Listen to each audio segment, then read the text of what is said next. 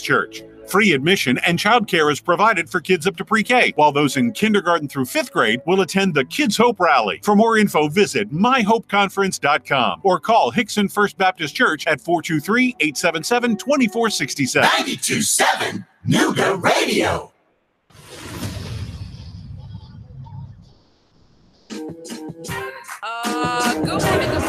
Good morning, beautiful people here in the city of Chattanooga. It's your girl Marie Mott with the Marie Mott Show. Y'all know what it is. I'm taking it from the streets to City Hall, from City Hall to the mayor's office. Can't leave out the police department. Y'all know what it is. From the valley low to the mountaintop, giving you guys a bird's eye view to what's going on here in the city of Chattanooga. Good morning. Oh, man, how's everyone doing today? It's another beautiful day here in the city of Chattanooga. I am grateful that the good Lord touched me and woke me up this morning, and I am able to move around. I got up out of the bed. I'm still in my right mind. I'm grateful, even in the face of difficulties and things that may happen. I am grateful that I'm here. And every day that I have breath in my lungs, that's a day to fight back. That's a day to inspire somebody, encourage somebody, and hopefully you, the listener, to not get stuck or feel alone in what you're going through, but to be encouraged to fight back. Man. So today, I just want to start the show off and say today is Tuesday. Y'all know what that is. It's city council meetings on Tuesday. And because of National Night Out, when supposedly we're having several different places across the city where they want us to interact with occupiers called police. I'm not very comfortable with police officers at all. So they've moved it up from 6 o'clock to 4 o'clock. So if you're going to be at the city council meeting this evening, it will be at 4 p.m. sharp. And considering what happened last week, I am encouraging people to get into the process because we cannot just trust what people say. We have to look at what people do. We have to look at their policies. We need to understand where the fiscal spending in the city of Chattanooga is being shifted. And I, as far as I can see, I do not see the shifting of resources into the community in which I am from and where I live.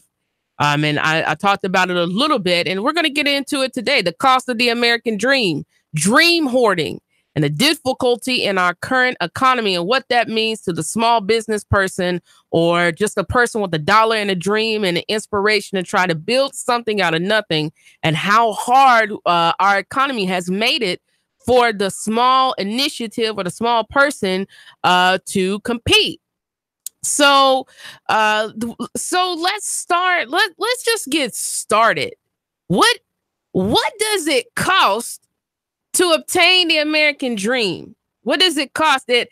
And part of the reason why I felt like we needed to have this conversation is because, in particular, in marginalized communities, we have a whole lot of hope and aspirations and dreams, and there's nothing wrong with that. But with a dose of inspiration, dreams, there has to be a dosage of reality. How difficult is it going to be to build something? What will you encounter? What will it take? Who will you need to make business relationships with? Chattanooga State brings you Dinner of Firsts, presented by First. Who are the people in leadership in politics that you need to build a relationship with?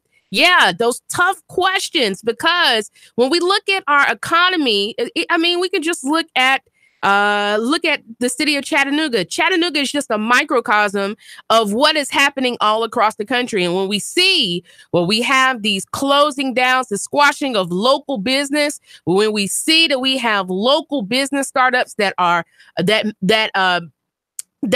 have a difficult time competing, when we see that often people who they have the drive, sometimes they have the support, but they just don't have the finances. So we're going to get into it. The cost of the American dream hoarding, and the difficulty of trying to make something of nothing in this economy. Man, this is going to be a heavy conversation today. Y'all know what it is. Streaming live on Facebook. Nougat Radio 92.7. Drop a comment if you can, if you will. Interact with me. The call-in number is always the same, 800-894-98, 008949. What is the hoarding of the American dream? So before that, let's talk about it. So one of the things that we have to understand about the success, in particular of marginalized communities, and what we have to understand about the success of the working class has to do with timing. It has to do with timing. When you come out of situations where you've had wars, when you come out of situations of where, when you look at the roaring 20s, the 30s, the 40s, America was building wealth. After we had the financial collapse, we had a reset, and so we started from the bottom. Now we're here. We started over. And we had an opportunity, right, to build America from the ground up in a financial way. And so and there's an article about this if you want to look it up. I'm only here to provide the information. You, the listener, have to do your homework yourself. You have to do your due diligence. The wealth, not only in my community, but in the majority of communities, the overall wealth of working class individuals is locked up in our baby boomers. That is facts. That's facts. And one of the things that we have to understand is that it's nothing, and I'm just going to say this blanketly, it's nothing wrong with college. There's nothing wrong with going to school. There's nothing wrong with going to college. But there is a huge but. One of the things that we have to take into account is when you go to college, it used to be when you went to college, you could almost be guaranteed a job when you graduate. That's not the case now. There are plenty of people. I have friends who have entered adult life. I'm just 30 years old, born in 1988, right? I'm a millennial. I have friends who are super educated, super smart. And some of them even have jobs in their field, but they have so much student loans, having a house, having a car, even considering getting married. It's tough because financially we're obliterated. You see, what somebody didn't tell us is that, yes, going to college is a great thing. Getting out of Chattanooga, going somewhere else and learning is a good thing. But what they did not tell my friends is that just because you go to college don't mean you're going to get a job. And then when you live in a state like Tennessee, where it costs $15 for you to be able to have just a semi-decent living, and you work at companies, even with a college degree, sometimes you're only making $12, $13 an hour. It's not enough. It's not enough. I continue to say, and you got to look it up, we have not seen wealth disparity. We're in uncharted territory. We have not seen wealth disparity in this country in the manner that it's in since the Great Depression. Good morning, good morning, good morning. Talk to me. Good topic, Marie, but you're only as valuable as what you produce economically. And they're the bare facts. Mm-hmm. I noticed in the 70s that the worker bees were going to be out of business because of the changing corporations. And I barely squeaked through high school with a GED, owned businesses, and I can tell you this, most self-made millionaires in America do not have a high school diploma. And there's a reason for that, because the system teaches you how to be a worker bee. Now, it could be a worker bee making $8 an hour at a fast food store. Amazon now is paying $15 an hour for unskilled labor. That's amazing. But as you become more valuable to the people, that is to say that you give them what they want for goods and services, your wages will rise. If you work for someone, you will always live paycheck to paycheck. And that's why the schools were primarily developed in the early 1900s, is to turn you into a worker bee. Doesn't matter what your color is, because back then it was mainly all whites doing slave labor. after, you know, the Civil War. But it comes down to turning individuals into worker bees. If you really want to be successful in life, you have to do sales, or you have to work for yourself. And the exception would be if you're a doctor or a lawyer. But even at that, you know, you're only getting what you produce. You're receiving what you produce. And that's the bottom line. You know what?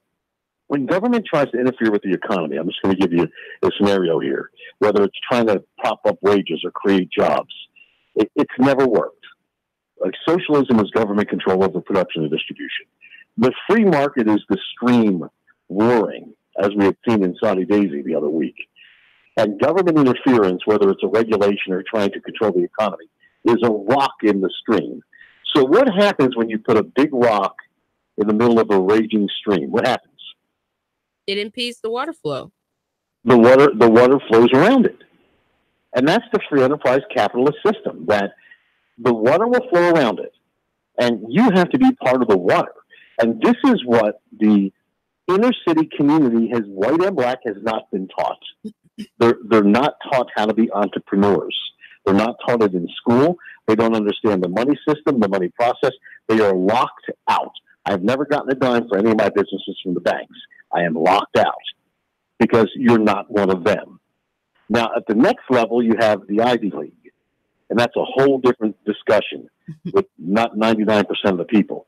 But the majority of people are where they are because of the government systems of lower learning and mom and dad buying into that system. That's just my opinion. Thank you so much for the comments, Mike Steele. Now, that's something that I eventually, probably on the second part of the segment that I'm going to build to, is that part of the collapse in our economy is that we have moved towards a society to where we don't make anything. We don't produce anything. And so what this does is this leaves us wide open. In a way, when we talk about, this is the thing we have to get honest about when we talk about entrepreneurship, at least modern day entrepreneurship. And like I said, we're going to have a tough conversation because we really need to look at the issues that we're being faced with. And we have to be real about how we got here and some tough ways, maybe some 1 to 2 singular options of getting out of the mess that we're in. I'm just saying, we have to talk.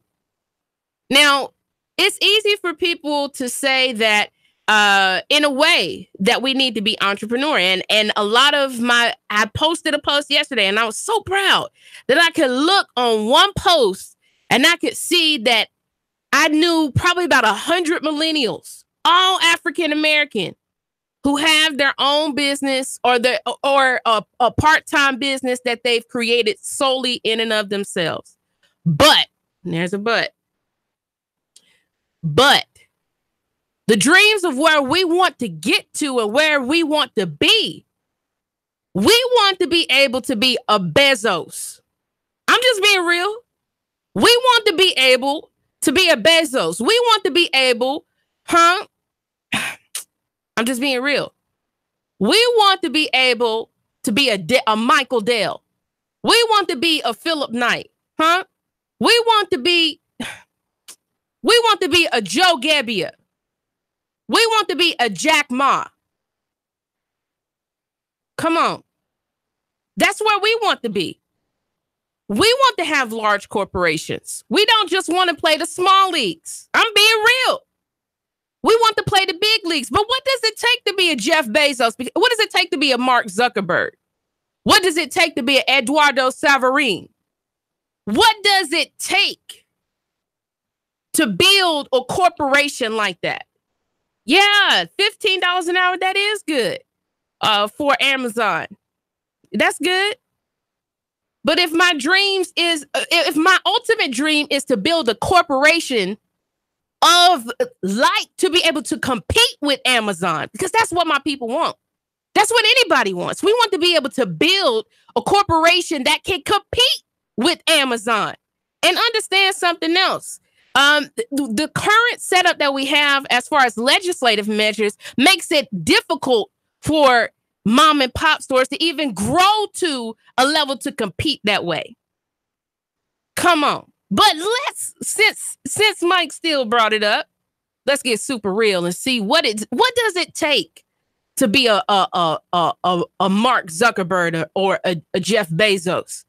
You see, Jeff Bezos' parents already owned the business. They owned a bookstore.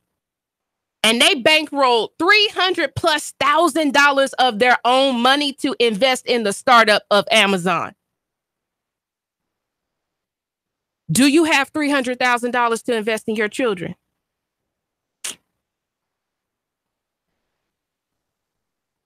Oh, we're in tough waters right now.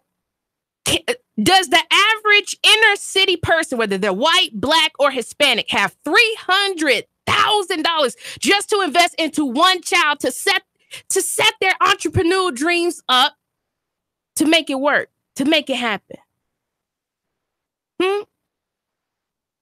Do we have even just a $15,000 investment like Eduardo Savarine, his parents gave him? You see, when we look at self-made is in a lot of cases insidious.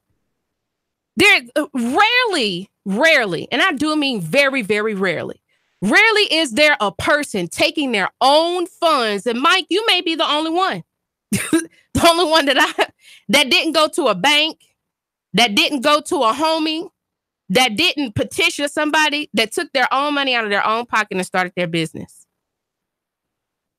Mark Zuckerberg, the founder of Facebook, his parents invested $2 million into him. And part of that was an investment that his father secured from a dentist.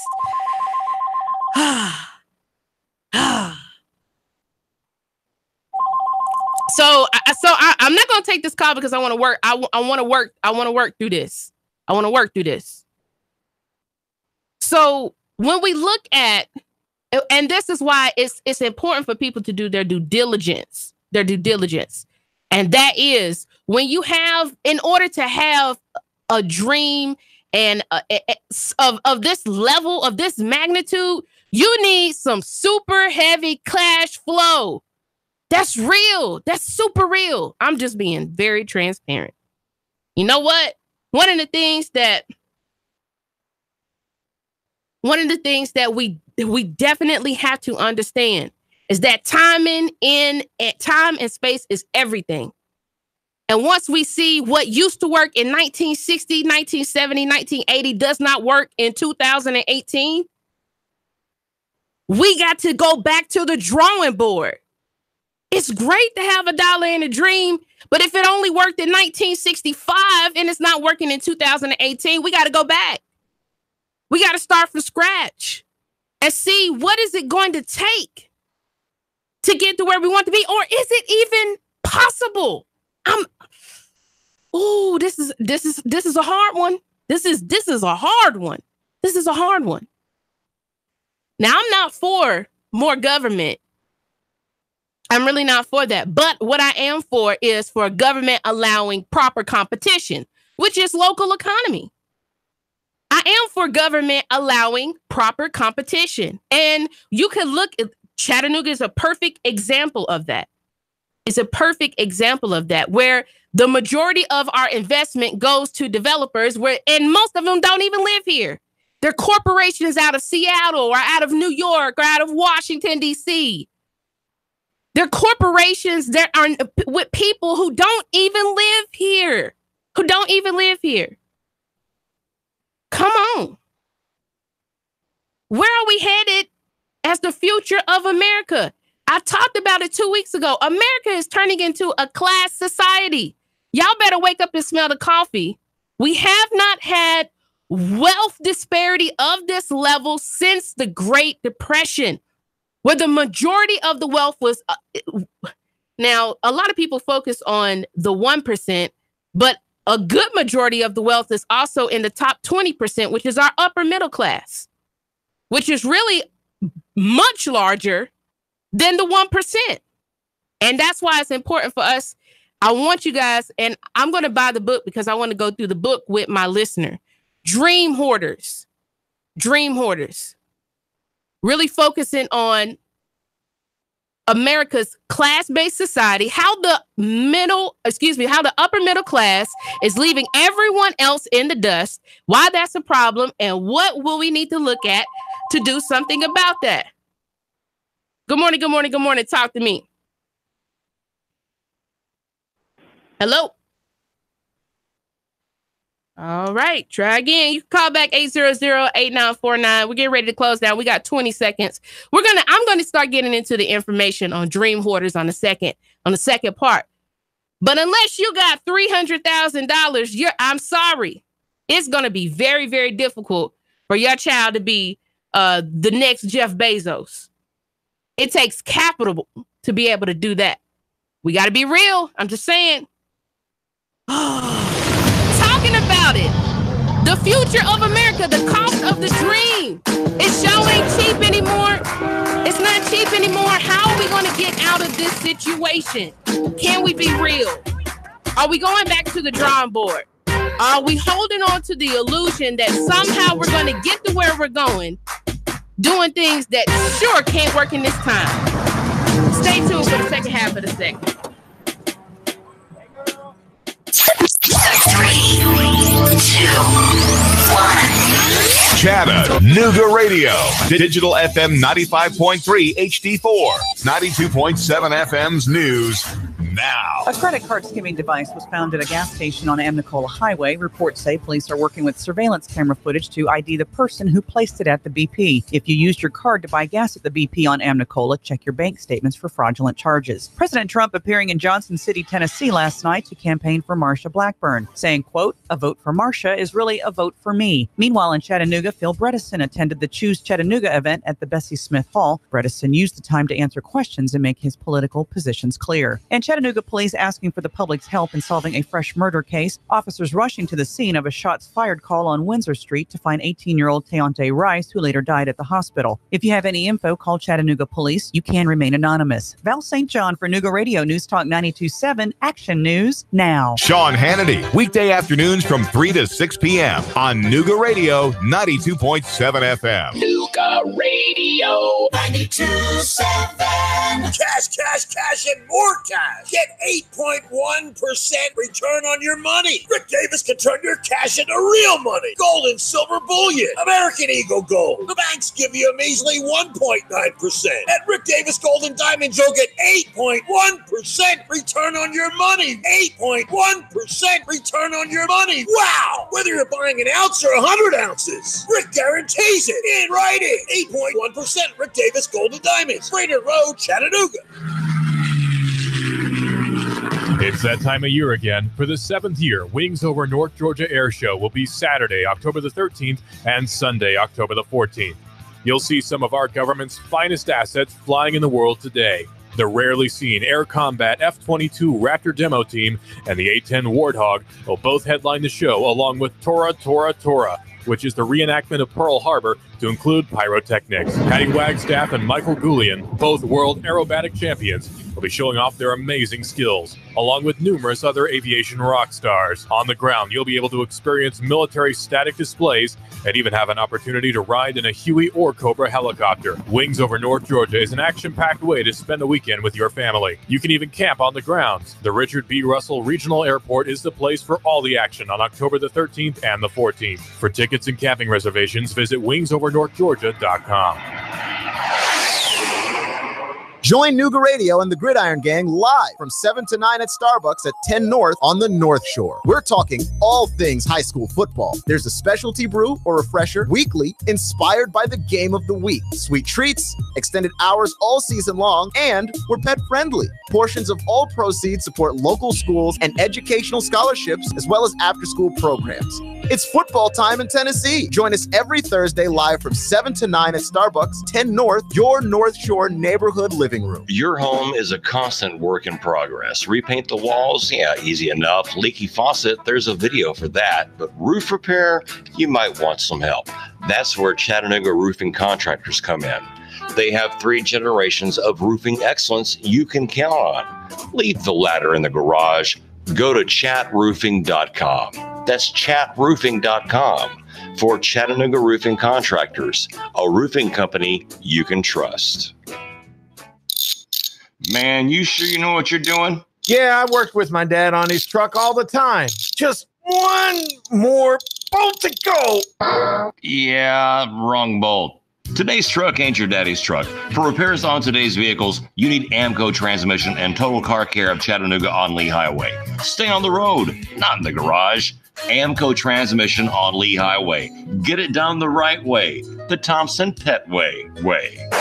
Yeah, I just put that anywhere. Join We've Got You Covered with Scott Schrader every Saturday from 10 to 11 on Nooga Radio. From finance to fixtures, we discuss everything you need to know about buying or owning a home, the pitfalls, the perks, and everything in between. Saturday mornings, 10 to 11, right here on Nooga Radio. Nooga Radio, Chattanooga weather. Expect partly cloudy and warm weather out there for your afternoon. Can't rule out a spotty shower, but most of us staying dry. Highs 82 to 85 tonight. Lows back into the mid-60s for Wednesday and Thursday. More unseasonably warm weather with some sunshine and highs 85 to 87. Glass Farm Nursery is now open with a big selection of trees and shrubs for fall planting, as well as big savings on mums, pansies, and violas. That's Glass Farm Nursery, Highway 11, 4 miles south of Trenton. And I'm Source Gene 12, Chief Meteorologist Patrick 4. Nooga Radio 92.7.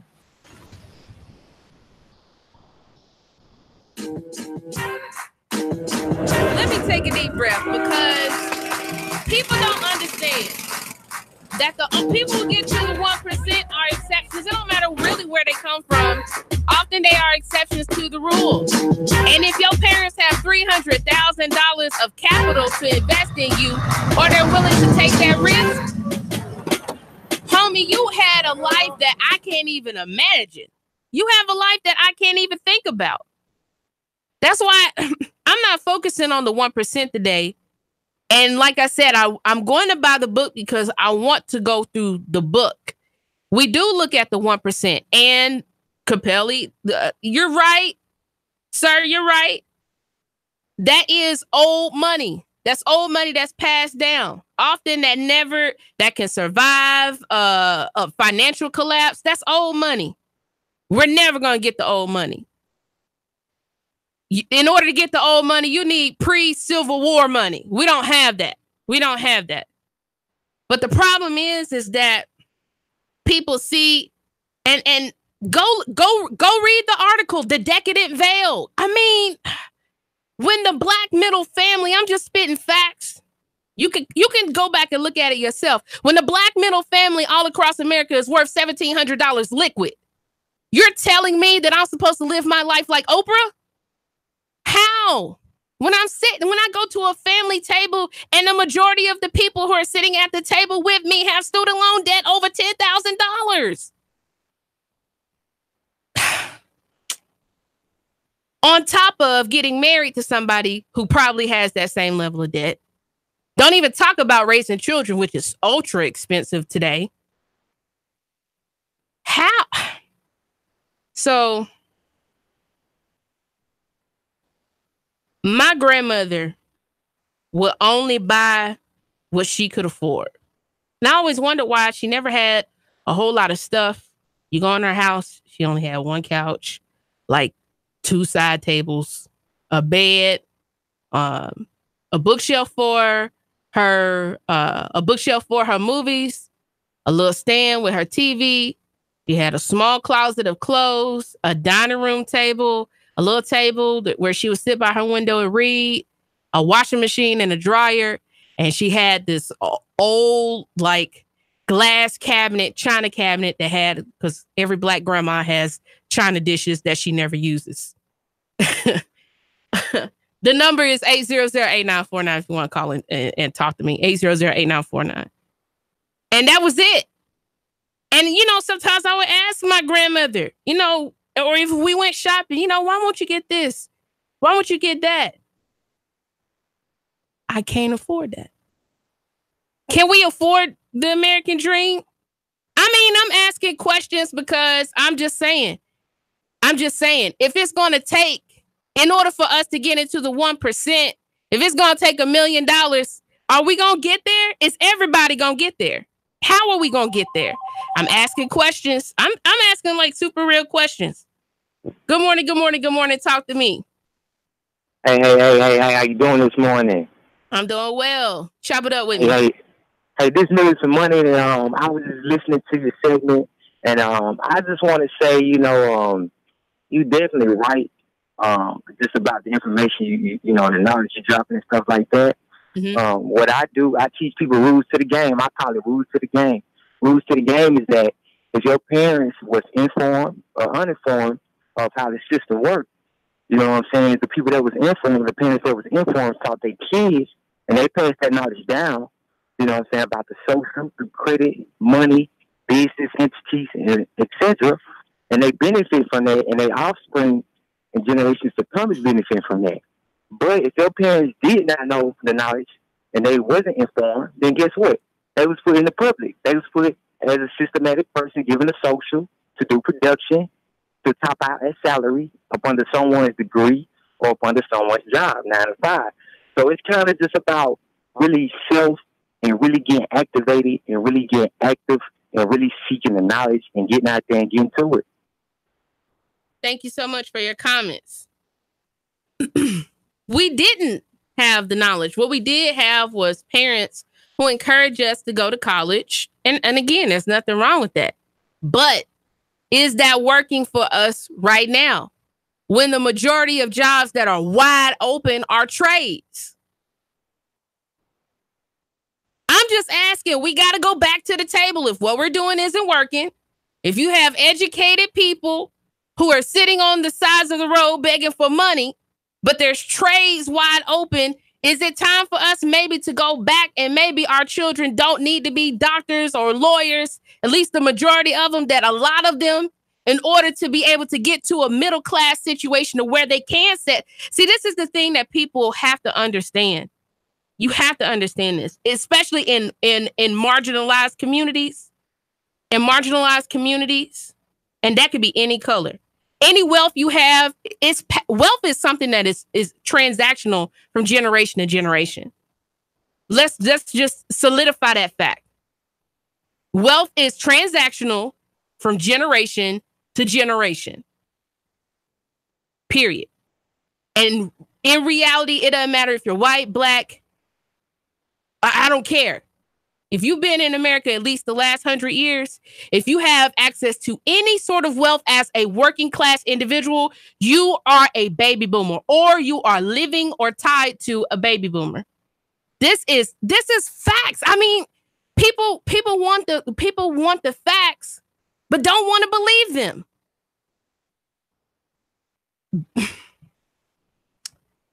Let's get into it.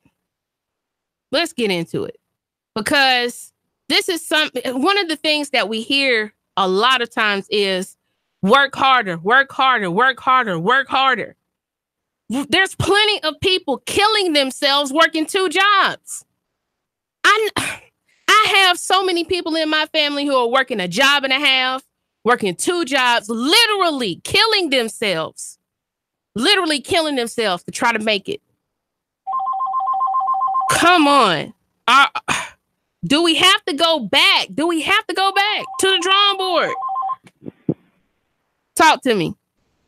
You know Mike Steele's got to weigh in. It's not working. It's serving needs, serving interests. Do it better. Do it cheaper.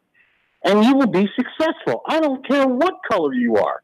It may be harder. How are we going to compete with? So how are we supposed to compete if our economy, and this is just I'm just going to play devil's advocate. How are we supposed to compete with cheap Chinese junk coming into the United States of America? It doesn't mean anything. I'm just asking. It doesn't mean anything. I'm asking a question. I didn't have a good enough voice to be in radio. Then I was told you'll never be in a major market. Then I was told you'll never own a radio station. Then I was told you need bank money, you need family money. And 16 stations later, none of that's true. Don't believe any of that. You have a dream. You have an idea. You've got God dwelling within you. You say, I am not going to stop until I get what I want because I'm providing a better product, a better good, a better service. And every dime you get, that's extra, you put back into your business and you live it. You live it for 20 years. What do you think all these great successful people do? And then you pass that on to your family. Yeah, having access to wealth is good. As far as I said, the money. But let me tell you, do you know how many businesses go out a year? 95% of all businesses with access to wealth go out of business in the first year. 95%. That's an amazing statistic. Now, you give me the guy that started washing cars, and now he has his own car wash, and now he's his own detailing place. I've seen it happen in Chattanooga. Mm-hmm. Or the guy that was the dishwasher, who's now he's a cook, and now he owns restaurants. Mexican, black guy, could be an Indian. I've seen it. You have to have the drive and the willingness and understand the obstacles you have to overcome. If you're born rich, you're already born successful, if you want to say that. But is it about having the extra car or the extra TV or living in a big house that you're not using 90% of the rooms? No. It's about achieving what you need to achieve and helping the other person with a better product, a cheaper product, and then sharing that wealth, sharing that idea with people that don't. It's knowledge. It's knowledge. There's no knowledge. It's the same old government stuff that let's beat up the rich, let's beat up the banks. It's not. It's lack of knowledge. If the inner city schools had the knowledge, and these children, these brilliant children had the knowledge, they all would be successful, but it's denied to them. It's hidden from them. So having a dream is one thing. Having the capacity to be able to fund that dream is something completely different.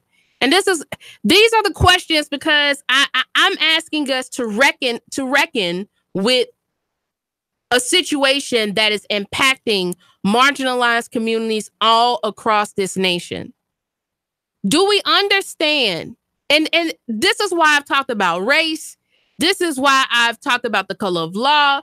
This is why I've gone over this information leading up to how is it that a person that has been cut out of the process, how is it that they can achieve in a window that's not open anymore?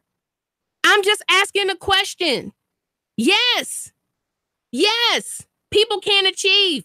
But often in our community, there are exceptions to the rule. If we're talking about the majority of our community being able to do things like this, how are we going to do that?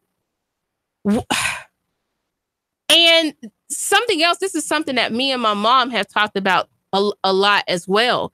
And that is, how do you really train somebody to be an entrepreneur in the first place? Entrepreneurship is, to me, in a lot of ways, is a spiritual thing. There's plenty of people who go to school to learn business, and that does not make them an entrepreneur. They went to school and they learned how to run somebody else's company. Entrepreneurship is a completely different mindset. It's a completely different spirit. It's totally, how do you really even teach entrepreneurship? I mean, I'm just asking questions, and I'm just asking questions.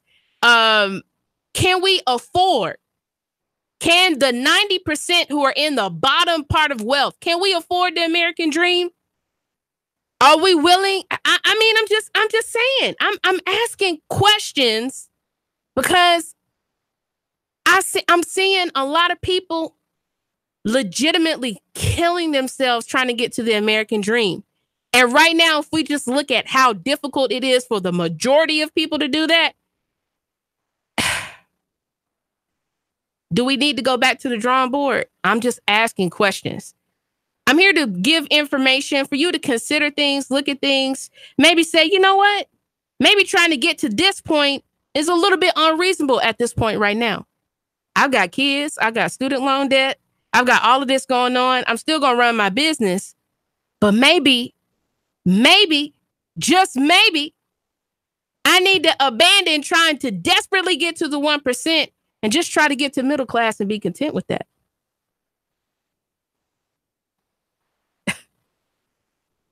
If our middle class is virtually non-existent, What classes do we have except a working man, below that poor people? Then we are skipping with no middle class all the way up to the upper echelon, which is upper middle class, and then our 1%ers. If we have no middle class, and legitimately, the only way of you getting to the middle class is right now, if I'm just going to be super real, is through trades. It's not college. If you want to get to the middle class, you need to go into trades. You need to be somebody's apprentice. I'm being real. I'm being so real. I'm being so real. If you want to start life with no debt, you need to learn to be a carpenter. You need to be an iron worker. You need to be with the electrical brotherhood. You need to be a plumber or a pipe fitter or a steam fitter. Come on.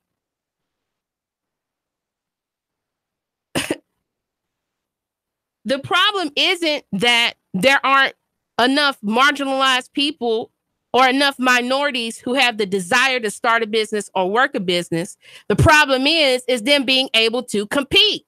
And I mean, let's just look at the city of Chattanooga. How hard is it for people to be able to compete? Is it kind of hard to be able to compete? Absolutely. Absolutely. We have not leveled the playing field for local economy. We have not. We have not. That's why we talk about at Nooga Radio 92.7, we talk about local economy because it doesn't really exist anymore. We do need to produce our own stuff. But the question also becomes, if I have the choice, and just let's be real where America is.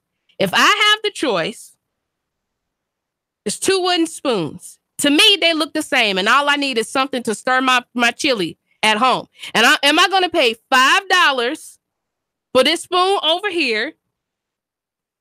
There's some people that will. I'm just gonna say that, and this is not to discourage anybody, but I'm just saying where the American person is overall right now.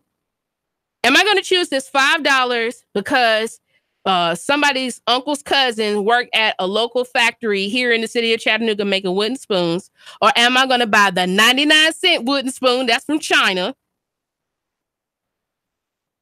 because it's just the cheapest option and all I need is a spoon? And that's not to discourage anybody from making wooden spoons over here and making nice wooden spoons out of all kinds of wood. I'm just asking questions, going over information. I'm not making any determinations because I don't have the answers. I don't know how to build or bolster a middle class. I do not. I don't. What I am is willing to do is have a discussion with us to see if, number one, with the rise of the cost of the American dream, is it worth it? Yes, let's be real. Is it worth it? Is it worth killing ourselves to get to? Is it worth it?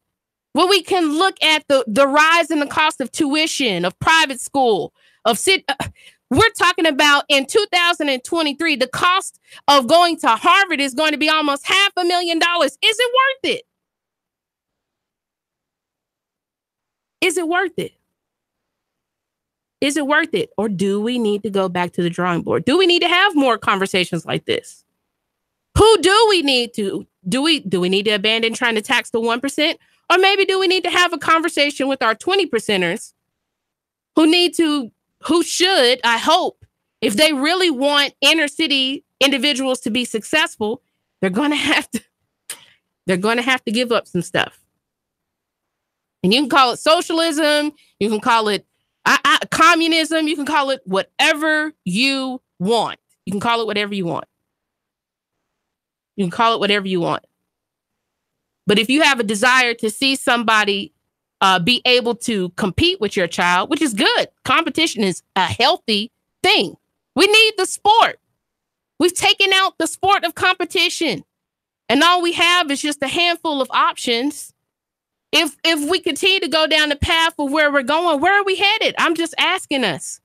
We're headed to the American dream being absolutely unattainable for the average working and definitely for the poor person. The reason why we even have a taste of, and I'm just being real, the reason why we even have a taste of the finer things is because we once had a middle class. It's almost gone. In my lifetime alone, just about the middle class has just about evaporated. And you know whose middle class is growing? China's. China has a blossoming middle class. And here at home, we're Superman with no cape. Tough conversations. Yeah. Tough conversations. Is the American dream worth it? What does it cost to be an entrepreneur? Are we having those conversations with our children? Are we saving as parents? If you do want your child to be, if you do want your child to have a business, are you saving the money to be able to invest in them, just like the people who you idolize, whose parents invested in them? Can you gamble on your children? Questions. I'm just asking questions. We got to consider this. We have to consider this. What does it take to become an Amazon? There is no Jeff Bezos without his parents. There is no Facebook without parental investment. None of this really exists. A lot of this big stuff, where our idols are, where we want to get to, this doesn't come into play without investment from a generation ahead. Something to think about. Tough conversation is Dream Hoarders. I'm going to buy the book. I'm going to buy the book and we're going to go through it because we do need to look at it. And go. You got 20 seconds. 20 seconds. 20 seconds. I'm sorry. All right, we need to get our middle class back together. So I applaud you for your voice. Let's talk to the superintendent. Let's get some trades going back to school. Let's get some workshops. Exactly. Let's get wood shop. We need carpenters. We need mechanics. Yes. We're not all going to go to college. That's just a fact. Thank you. So that dream is falsehood, okay? Yes, sir. Marie, I love you. I love you. This is your cousin Teddy, by the way. I've talked to you forever. Yes, sir. Y'all know what it is. Marie Mott with the Marie Mott Show. We talked about dreams today. Is it possible? We got to go back to the drawing board. Y'all know what it is. Marie Mott with the Marie Mott Show. I love you. And there's absolutely nothing you can do about it. 3, 2, 1. Chattanooga Radio. Digital FM 95.3 HD4. 92.7 FM's news now. A credit card skimming device was found at a gas station on Amnicola Highway. Reports say police are working with surveillance camera footage to ID the person who placed it at the BP. If you used your card to buy gas at the BP on Amnicola, check your bank statements for fraudulent charges. President Trump appearing in Johnson City, Tennessee last night to campaign for Marsha Blackburn, saying, quote, "A vote for Marsha is really a vote for me." Meanwhile, in Chattanooga, Phil Bredesen attended the Choose Chattanooga event at the Bessie Smith Hall. Bredesen used the time to answer questions and make his political positions clear. And Chattanooga police asking for the public's help in solving a fresh murder case. Officers rushing to the scene of a shots fired call on Windsor Street to find 18-year-old Teontae Rice, who later died at the hospital. If you have any info, call Chattanooga Police. You can remain anonymous. Val St. John for Nooga Radio News Talk 92.7 Action News now. Chattanooga Morning News with Russ and Val. Weekdays from 6 to 9 a.m. on Nooga Radio 92.7 FM. Nooga Radio, Chattanooga weather. Expect partly cloudy and warm weather out there for your afternoon. Can't rule out a spotty shower, but most of us staying dry. Highs 82 to 85 tonight. Lows back into the mid-60s. For Wednesday and Thursday, more unseasonably warm weather with some sunshine and highs 85 to 87. Glass Farm Nursery is now open with a big selection of trees and shrubs for fall planting, as well as big savings on mums, pansies, and violas. That's Glass Farm Nursery, Highway 11, 4 miles south of Trenton. And I'm Source 12 Chief Meteorologist Patrick 4. Nooga Radio 92.7. Whether you have marginal, moderate, or even extensive hair loss, you don't have to live with it. Finally, there's a procedure that becomes a part of you, and it requires no daily maintenance or special care. Let Apollo Hair Systems give you a free hair and scalp analysis today. Call 423-803-1011 and schedule this free evaluation today. Open Tuesday, Wednesday, and Thursday from 9 a.m. to 6 p.m. Friday and Saturday, 9 a.m. to 3 p.m. Apollo Hair Systems, 5512 Ringgold Road in Chattanooga. 423-803-1011 for Apollo Hair Systems. Over 17